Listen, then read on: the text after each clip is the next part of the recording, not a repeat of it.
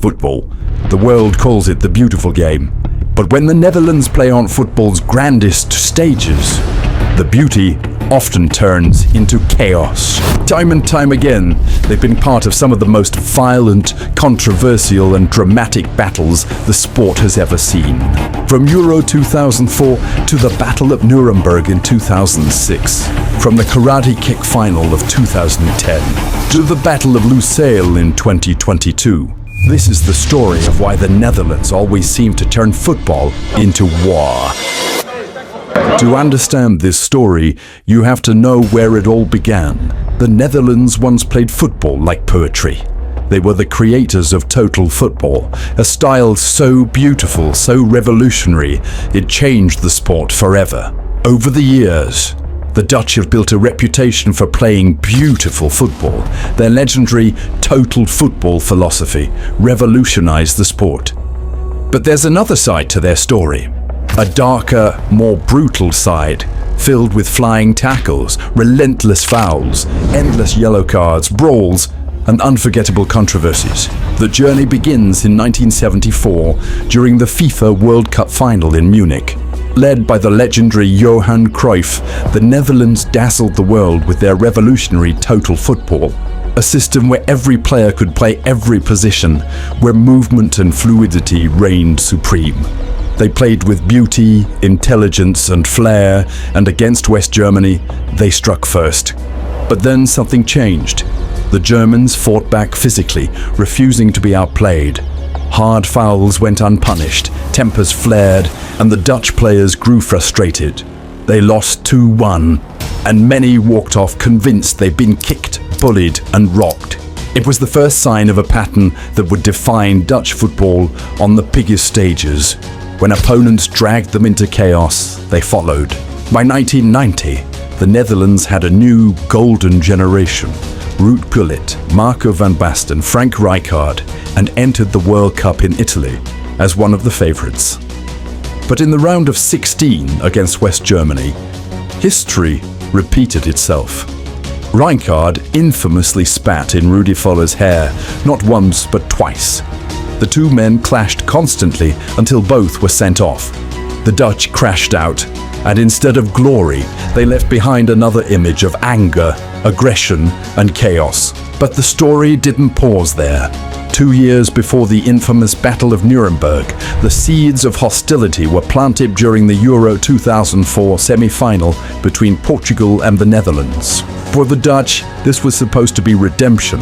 But for Portugal, it was a fight for glory on home soil. Portugal won 2-1, but the match was filled with cynical fouls, relentless diving, and constant confrontations. Players clashed verbally and physically, referees struggled to maintain control, and tempers ran dangerously high. Though it didn't erupt into full-scale chaos, but the bitterness between the two sides was undeniable. That semi-final left wounds unhealed. Then came 2006, the match that would cement their reputation, the FIFA World Cup round of 16, a high-stakes clash between two teams filled with stars, skill and ambition. On paper, it should have been a dream match. Cristiano Ronaldo, Figo, Deco, Van Persie, Robben, Van Nistelrooy. Instead, it became one of the most violent games in football history, remembered forever as the Battle of Nuremberg. On paper, Portugal and the Netherlands had no real history. But on that hot June night in Germany, both teams brought fire and defiance, and the match spiraled out of control almost instantly. Barely 2 minutes in, Cristiano Ronaldo burst past the Dutch defense, and Mark van Bommel hacked him down from behind. Referee Valentin Ivanov flashed the first yellow of the night, just the opening act. Minutes later, Caleb Boularus launched into Ronaldo with studs high, leaving him injured. Portugal's bench erupted, demanding red. Ivanov showed yellow instead, and tempers ignited. In the 23rd minute, Manish got his revenge, clattering Van Bommel before silencing the stadium with a thunderous goal. Portugal led 1-0, and the Dutch response? Ramp up the aggression. By halftime, 4 Dutch players had been booked, and Portugal's Costinha earned a red for handling the ball. The second half turned uglier. Luis Figo headbutted Van Bommel and somehow escaped with just a yellow before Boularouz elbowed Figo off the ball and finally saw red. With 10 against 10, the chaos deepened. Deco fouled Heitinga, sparked a shoving match, then deliberately grabbed the ball to stop a free kick, earning a second yellow and an early exit. Van Bronckhorst joined him late on, picking up his second yellow for a reckless slide. By the time the final whistle blew, the Battle of Nuremberg had earned its name. 16 yellow cards, 4 reds, and a game shattered into endless fouls. A World Cup record at the time. Even FIFA President Sepp Blatter condemned the match, calling it a disgrace to football. And yet, for the Netherlands, it became another chapter in a growing reputation. But if 2006 showed the Dutch were willing to scrap, the 2010 World Cup final revealed just how far they were prepared to push it. The brutal final, Netherlands versus Spain 2010, a World Cup final is supposed to be the pinnacle of beautiful football. Instead, Johannesburg hosted a war. From the start, the Dutch made their intentions clear: disrupt Spain's tiki-taka at any cost. Within minutes, Van Bronckhorst clattered into Sergio Ramos. Robin van Persie saw yellow for a soft foul, and then Mark van Bommel chopped down Andres Iniesta with all the subtlety of a lumberjack. But the flashpoint came in the 28th minute.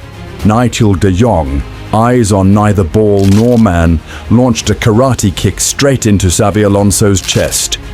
Somehow, referee Howard Webb only produced a yellow when a red seemed inevitable. From that moment, the Dutch had their license. Spain tried to play football. The Netherlands dragged them into a fight. By the 90th minute, Webb had shown 9 yellow cards, but the match still refused to settle. In extra time, John Heitinga finally paid the price, pulling Iniesta down from behind and earning a red.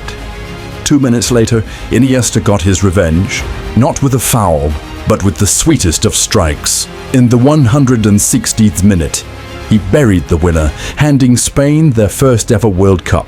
The Dutch walked off with runners-up medals, but their reputation took a different prize, becoming the face of cynical, disruptive football on the biggest stage. But if you thought that was rough, just wait until you see what went down when the Netherlands met Argentina.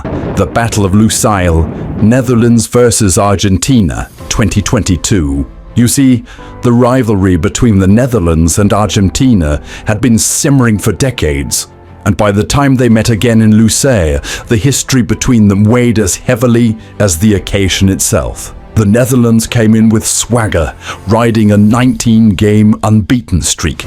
But it wasn't just their form grabbing attention, it was their words. Louis van Gaal had stoked the fire before kickoff. He praised Messi as the most dangerous player, then casually downplayed him, claiming Argentina's captain offers little without the ball. The Dutch were still bitter from their 2014 semi-final loss, and this time, revenge was personal. The first half simmered until Lionel Messi lit the fuse in the 35th minute, splitting the Dutch defense with a magical assist for Nahuel Molina's opener. Argentina led 1-0, and the tension skyrocketed.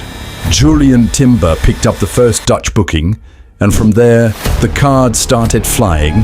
Wout Weghorst booked from the bench, Romero and Acuna for Argentina, Depay and Martinez for more pushing and shoving. In the 73rd minute, Marcos Acuna won a penalty, and Messi, ice cold as ever, buried it. He cupped his ears toward the Dutch bench in celebration, mocking Van Gaal in a callback to Juan Roman Riquelme's famous gesture, a shot straight at Van Gaal's history with the Argentine legend. But the Netherlands weren't done. Van Gaal looked to his bench and rolled the dice, throwing on Wout Weghorst, already sitting on a yellow. And almost instantly it paid off, and within minutes he scored. Suddenly it was 2-1, and the Dutch could smell blood, but Argentina panicked. Then came the 88th minute. Leandro Paredes fouled Nathan Ake and blasted the ball straight into the Dutch bench. The entire stadium erupted. Benches cleared, players shoved, coaches screamed. Somehow Paredes escaped red, but the chaos had officially boiled over. Stoppage time was a storm.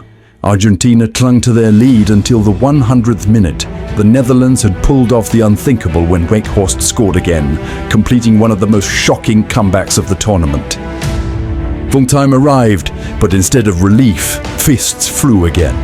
Edgar Davids had to intervene as Dutch players squared up with Argentines. Referee Antonio Lahoz struggled to control anything, eventually showing 18 yellow cards, the most ever in a World Cup match. Extra time brought relentless drama, with Argentina striking the post and Martinez nearly sealing it. With nothing to separate them after 120 bruising minutes, the game went to the ultimate test of nerve. Penalties. Virgil van Dijk stepped up first for the Netherlands, only for Emiliano Dibu Martinez to save brilliantly. Messi scored with ease. Then Martinez saved again, taunting Dutch players with every step. Finally, Lautaro Martinez buried the winner, sending Argentina through. The Lusail stadium erupted in celebration and chaos. Dutch tempers boiled over. Denzel Dumfries clashed with multiple Argentines and saw red after the final whistle. But what happened after became legend. Cameras caught Lionel Messi, usually calm and humble, shouting at Wout Weghorst during a post-match interview.